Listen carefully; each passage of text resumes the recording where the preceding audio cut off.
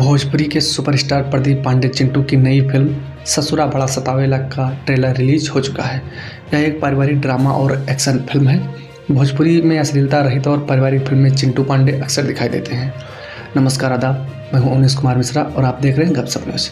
भोजपुरी के युवा सुपरस्टार प्रदीप पांडे चिंटू की फिल्म ससुरा बड़ा सतावेला का ट्रेलर आते ही छा गया है। इंटरटेन रंगीला यूट्यूब चैनल पर रिलीज हुई इस फिल्म का ट्रेलर काफ़ी वायरल हो रहा है।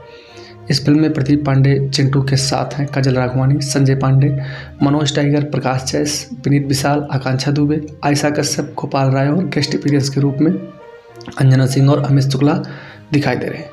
फिल्म के निर्माता और निर्देशक हैं चिंटू पांडे के पिताजी राजकुमार आर पांडे। फिल्म को लिखा है संतोष मिश्रा जी ने।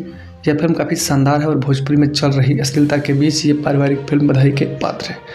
आशा है कि दर्शक इस फिल्म को अपना प्यार देंगे। धन्यवाद।